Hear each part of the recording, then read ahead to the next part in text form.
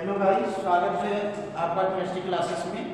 आज कक्षा 12 में हम आपको बेंजोल्डिहाइड के केमिकल प्रॉपर्टीज़ के बारे में बताने वाले हैं कि केमिकल प्रॉपर्टीज़ के बारे में इसके पहले हम 4 वीडियो लेक्चर बना चुके हैं।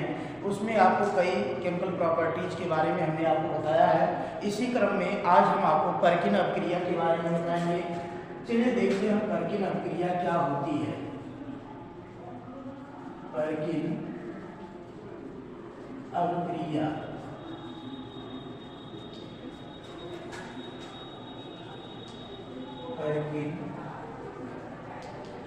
रिएक्शन। देखिए पर्किन अपक्रिया क्या होती है। जितने भी नेमिंग रिएक्शन है, नाम वाले रिएक्शन है, वो सभी एग्जाम की दृष्टिकोण से बहुत ही महत्वपूर्ण है। जितने भी नाम वाले रिएक्शन है, नाम का मतलब विशेष नामों के द्वारा जिन अपक्रियाओं को जाना जाता है, ऐसे सभी अपक्रियाएं बहुत ही महत्वपूर्ण होती है एग्जाम की दृष्टि से। तो पर्किन अपक्रिया भी एक बहुत ही महत्वपूर्ण अपक्रिया है। देखिए होता क्या है पर्किन अपक्रिया में कि जब हम बेंजोल्डिहाइड का स्ट्रक्चर बना लेंगे, ये बेंजोल्डिहाइड है और साथ ही साथ इसका नाम भी लिखते चलेंगे बेंजोल्डिहाइड। क्या करना है कि बेंजोल्डिहाइड को हमको एसिटिक एनहाइड्राइड, ये है एसिटिक एनहाइड्राइड,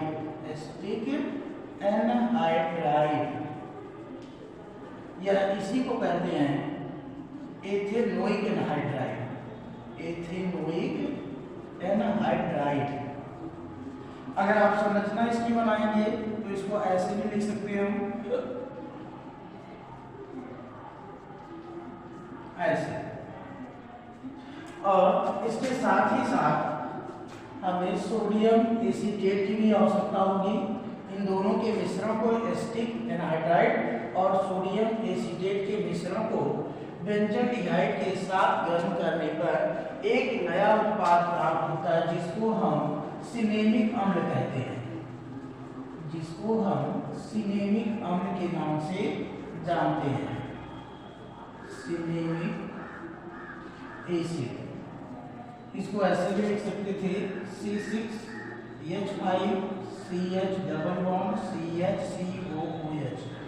और प्लस CH3 COOH। अगर आपको याद हो कि अगर हम इसके स्थान पे CHO कर दें तो इसका नाम हो जाता है सिनेमल्डिहाइड। अगर हम COOH के स्थान पर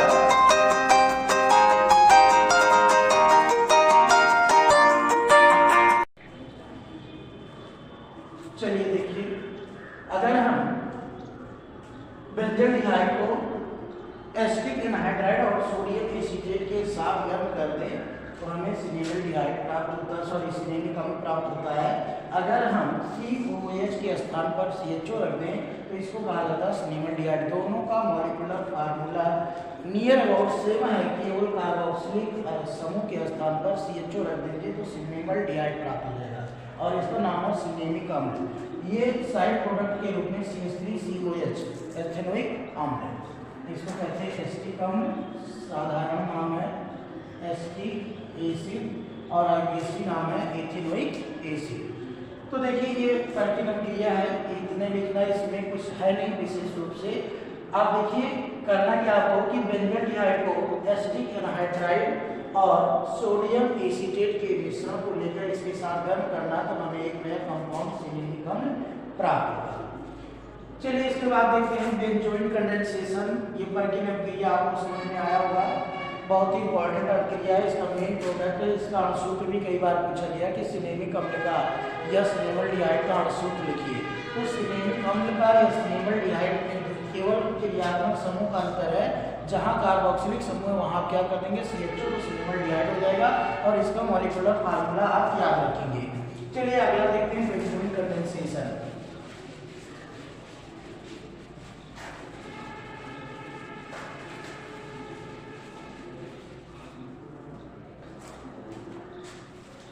अगला है बेंजोइन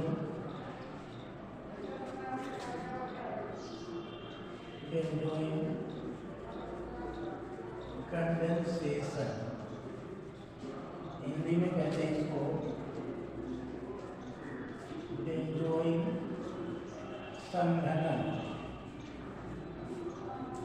बेंजोइन कंडेंसेशन या बेंजोइन संघनन।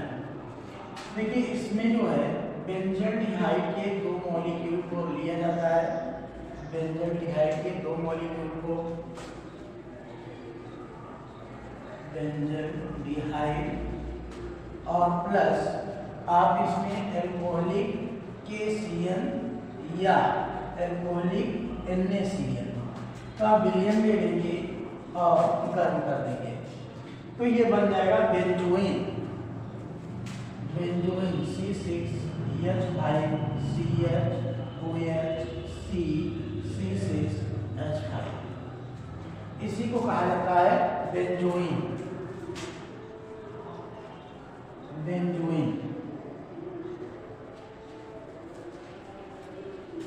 देखिए बेंजोइन ये इसका भी कई मॉलिक्यूलर फार्मूला कई बार पूछ लिया गया है, बहुत ही आसान। देखिए कैसे करना है आपको, इसी के दो मॉलिक्यूल को ऐसा रीअरेंजमेंट करना है कि आपको देखिए अगर इसका रासायनिक नाम लिखें, अगर इसको ऐसे भी हम बना सकते हैं C6H5CHOHCO और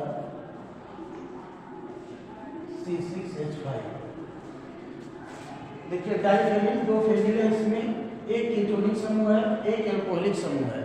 तो हमको मैनेज कैसे करना है कि इसमें देखिए बेंजल्डिहाइड के दो मॉलिक्यूल है, एक CHO, अगर यहाँ पर देखा जाए ऑक्सीजन डबल बॉन्ड से है, इसको हम ऐसे कर सकते थे, ऐसे देखिए।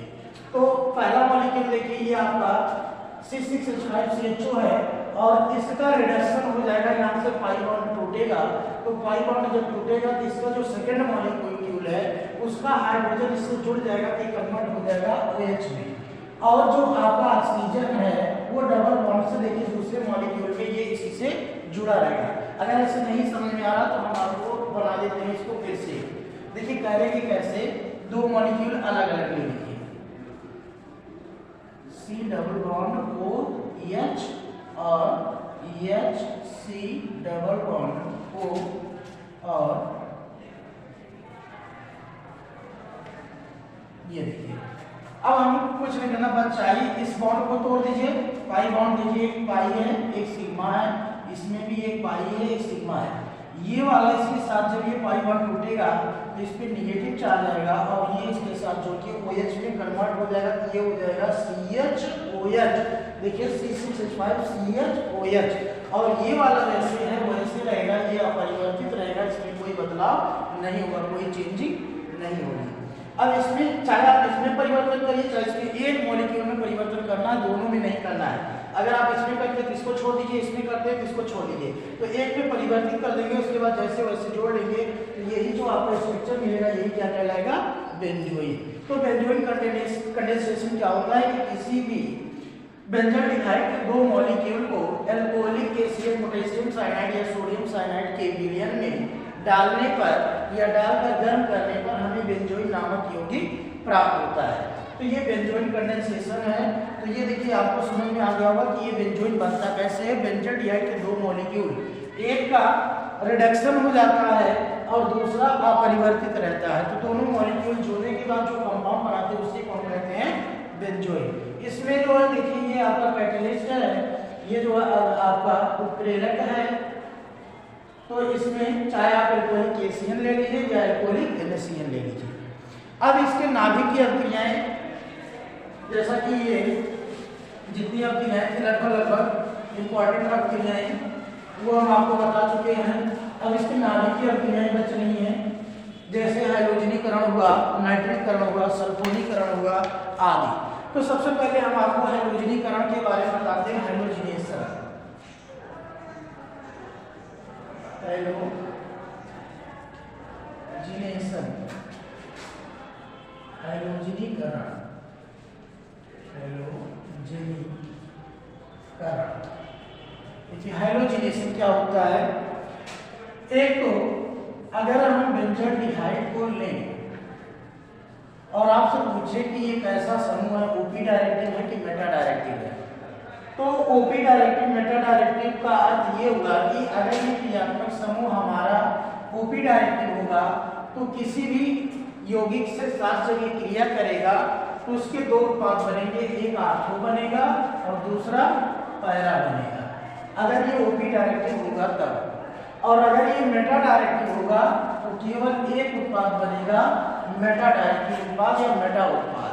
और अगर ये ओपी डायरेक्टिव होगा तो दो उत्पाद बनेगा। चलिए अब हम देखते हैं कि ये कैसा ग्रुप है, ओपी डायरेक्टिव है कि मेटा डायरेक्टिव है।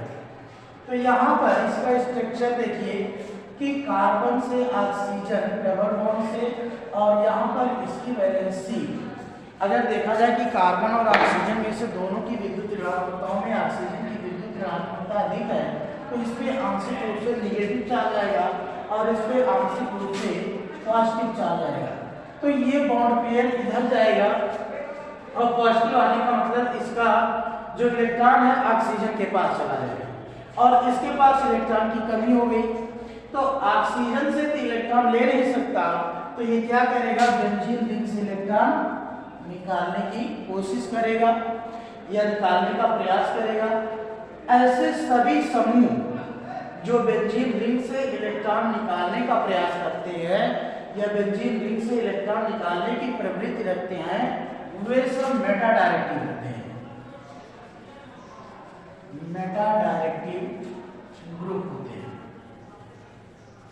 ऐसे सभी समूह या ऐसे सभी ग्रुप जो बेंजीन रिंग से इलेक्ट्रॉन निकालने की प्रवृत्ति रखते हैं, ये सब मेटा डायरेक्टिव ग्रुप कहलाते हैं। और ओपी डायरेक्टिव क्या होते हैं, इसी का उल्टा। ऐसे सभी समूह या परमाणु जो बेंजीन रिंग को इलेक्ट्रॉन देने की प्रवृत्ति रखते हैं, वे सब ओपी डायरेक्टिव होते हैं। फिर से एक बार सुन लीजिए, जैसे आपका है टॉल्यूइन, टॉल्यूइन कैसा ग्रुप है, ओपी डायरेक्टिव है। एनिलीन, NH2 ये कैसा ग्रुप है, ओपी डायरेक्टिव है। ये कैसा ग्रुप है, ओपी डायरेक्टिव है। ये कैसा ग्रुप है, CHO ये मेटा डायरेक्टिव है। NO2 कैसा ग्रुप है, मेटा डायरेक्टिव है। COOH कैसा ग्रुप है, मेटा डायरेक्टिव है। तो देखिए हम आपको एकदम कंफर्म बता दे रहे हैं कि ऐसे सभी परमाणु या समूह जो बेंजीन रिंग से इलेक्ट्रॉन खींचने की प्रवृत्ति रखते हैं, जो बेंजीन रिंग से इलेक्ट्रॉन निकालने की प्रवृत्ति रखते हैं, वे सब मेटा डायरेक्टिव होते हैं। और ऐसे जैसे ये देखिए आपका CHO है, NO2 है, COH है, ये सब मेटा डायरेक्टिव हैं क्योंकि ये सब बेंजीन से इलेक्ट्रॉन निकालने की प्रवृत्ति रखते हैं। लेकिन अगर CH3 की बात की जाए, NH2 की बात की जाए, तो ये सब ओपी डायरेक्टिव होते हैं क्योंकि ये सब बेंजीन रिंग को इलेक्ट्रॉन देने की प्रवृत्ति रखते हैं। तो ऐसे सभी परमाणु या समूह जो बेंजीन रिंग को इलेक्ट्रॉन देने की प्रवृत्ति रखते हैं, वे ओपी डायरेक्टिव समूह होते हैं। और ऐसे सभी परमाणु या समूह जो बेंजीन रिंग से इलेक्ट्रॉन निकालने की प्रवृत्ति रखते हैं, वो मेटा डायरेक्टिव होते हैं। तो एक चीज आपको कंफर्म हो गया कि बेंजीन में जो CHO समूह कैसा डायरेक्टिव है, वो मेटा डायरेक्टिव है। कहने का मतलब इसकी नाभिकीय क्रियाएं या नाभिक स्नेह प्रतिस्थापन क्रियाएं जितनी भी होंगी, ये सब मेटा उत्पाद बनाएंगी। तो चलिए मेटा उत्पाद बनाते हैं।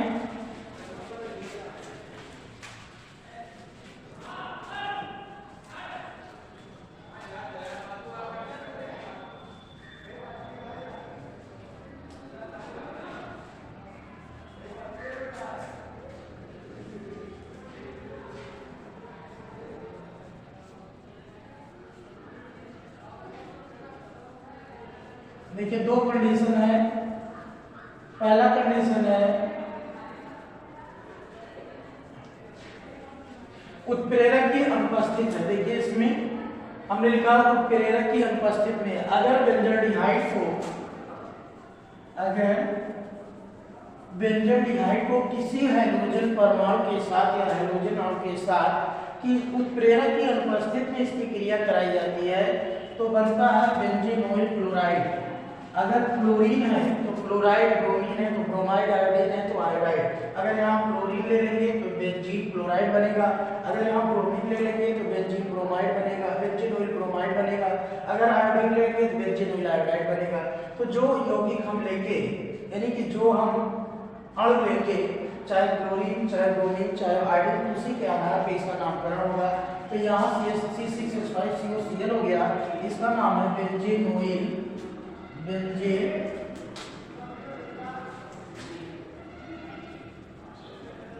बेंजेनोइल क्लोराइड।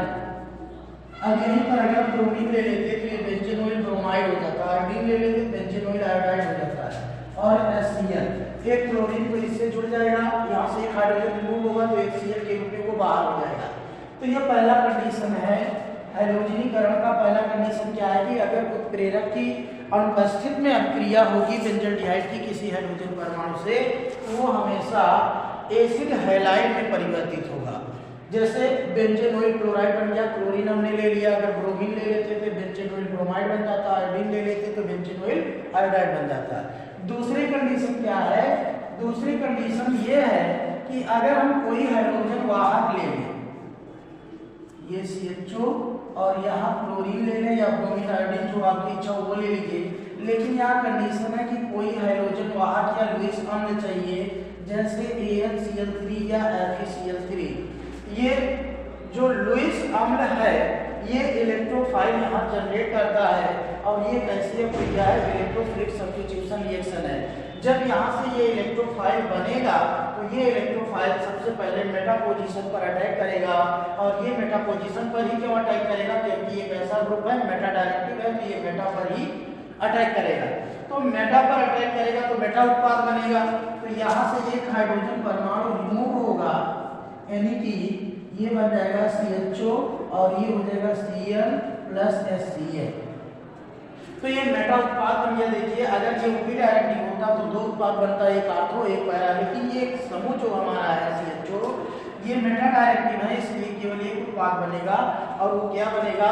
मेटा क्लोरोबेंजल्डिहाइड। इसका नाम होगा मेटा क्लोरोबेंजल्डिहाइड। मेटा क्लोरोबेंजल्डिहाइड बन गया ना। अब इसका नाम तो आपको पता ही है, लेकिन नाम भले ही आपको पता है, लिखना सबका है, लिखना पड़ेगा हमको।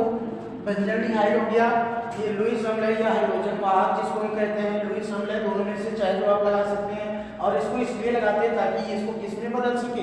इलेक्ट्रोफाइल में, और ये इलेक्ट्रोफाइल इस पर अटैक करके यहाँ से H+ को यानी कि दूसरे इलेक्ट्रोफाइल को यहाँ से रिमूव कर सके, और वो जाके न्यूक्लियोफाइल से फिर क्रिया करके जब ये इससे क्रिया करता है तो ये न्यूक्लियोफाइल में कन्वर्ट हो जाता है। तो ये जहाँ से इलेक्ट्रोफाइल ये रिमूव होगा यानी कि H+, वो H+ फिर इस पर अटैक करके एक क्लोरीन परमाणु से क्रिया करके HCl बना लेगा, और ये जिस रूप में था उसी रूप में फिर निकल जाएगा। यानी कि ये क्रिया हम आपको ऐसे समझा सकते हैं कि ये हम आपको बता रहे हैं कि कैसे आप इसको कर सकते हैं। देखिए होता क्या है कि जैसे मैं HCl3 या FeCl3 ले लें और इसकी क्रिया Cl2 से कराएंगे, तो सबसे पहले बनेगा AlCl4- और प्लस Cl+। अब देखिए ये इलेक्ट्रोफाइल के रूप में बना कि नहीं बना? ये इलेक्ट्रोफाइल हो गया और ये न्यूक्लियोफाइल हो गया। अब ये इलेक्ट्रोफाइल क्या करेगा कि इस बेंजीन रिंग के मेटा पोजीशन पर ये आके अटैक करेगा, तो ये बन जाएगा। चलिए इसको मिटा देते हैं, ये पहली कंडीशन। देखिए ये बन जाएगा CHO और यहाँ हो जाएगा Cl। अब यहाँ से फ्री क्या हुआ है? H+, जो अपना चार्ज था इसने किसको दे दिया? H+ को दे दिया। अभी हमारे पास ये AlCl4- है, अब ये H+ इस पर अटैक करेगा, ये बन जाएगा AlCl3 प्लस HCl। ये इसकी मैकेनिज्म है, ये इसकी क्रिया विधि होती है कि कैसे ये क्रिया करके ये यौगिकों को बनाता है। तो देखिए इसकी पूरी मैकेनिज्म यही है, और इस तरीके से हमें मेटा उत्पाद प्राप्त होता है। अगर हम ब्रोमीन ले लेंगे तो मेटा ब्रोमो, और बेंजल्डिहाइड आयोडीन ले लेंगे तो मेटा आयोडो बेंजल्डिहाइड। इस प्रकार से हैलोजनीकरण अभिक्रिया जो है दो स्टेप में होती है। पहला एक उत्प्रेरक की अनुपस्थिति में होती है तो सीधे एल्डिहाइड समूह प्रभावित होता है, क्रियात्मक समूह प्रभावित होता है। और दूसरा है कि अगर हम कोई हैलोजन वाहक ले लेते हैं तो ये इलेक्ट्रोफिलिक प्रतिस्थापन अभिक्रिया हो जाती है। सबसे पहले ये इलेक्ट्रोफाइल जनरेट करता है, वो इलेक्ट्रोफाइल बेंजीन रिंग पर अटैक करता है मेटा पोजीशन पर, फिर वहां से जनरेट होता है H+, और H+ फिर क्रिया करता है न्यूक्लियोफाइल से। तो इस प्रकार हमें नए यौगिक मिलते हैं। चलिए अगला देखते हैं नाइट्रीकरण।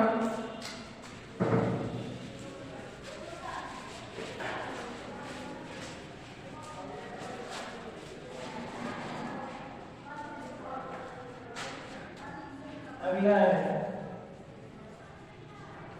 नाइट्रेशन, नाइट्रीकरण,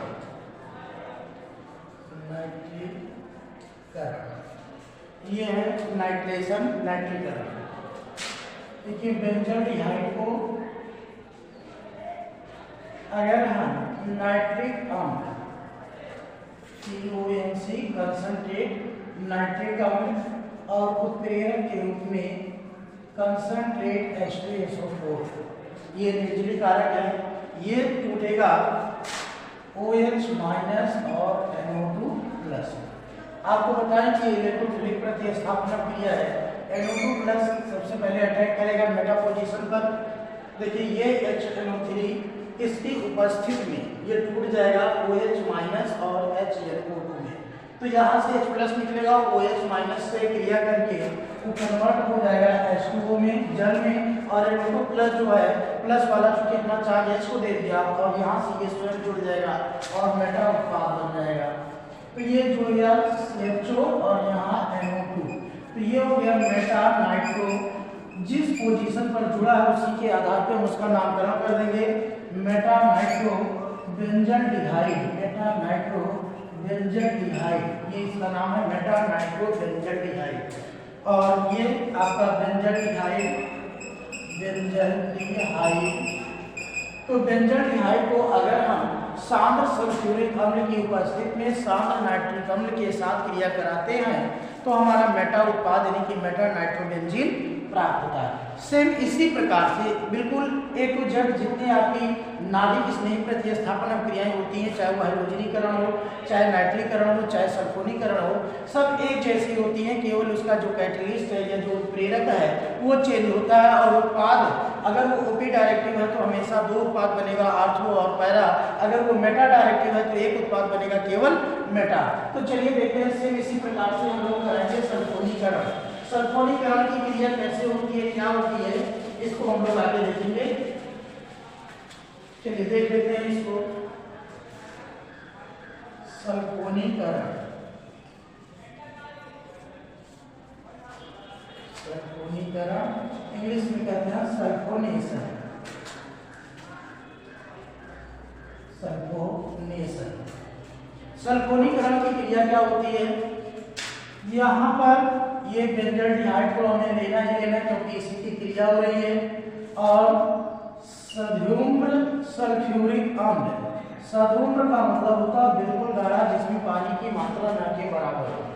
सधूम्र सल्फ्यूरिक अम्ल के साथ गर्म करेंगे तो ये मेटा उत्पाद बनाएगा और SO3H प्लस H2O, ये है मेटा बेंजल्डिहाइड, बेंजल्डिहाइड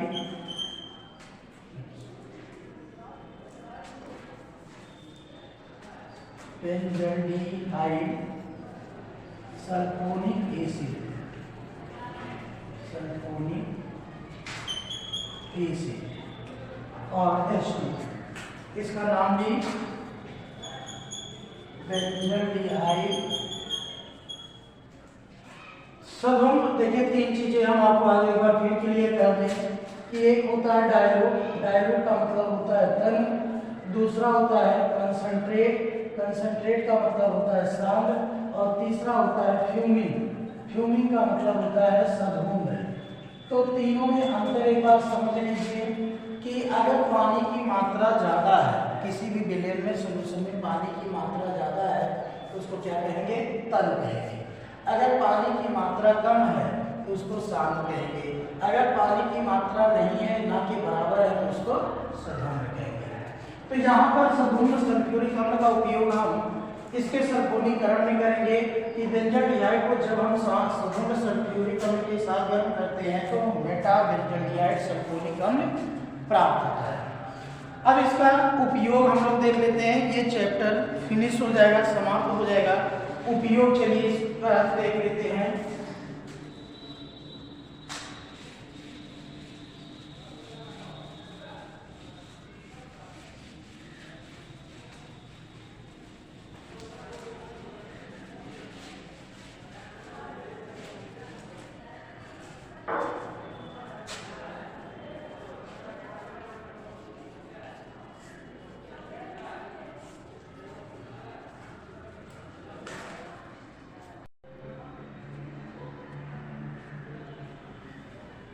चलिए उपयोग के बारे में देखते हैं।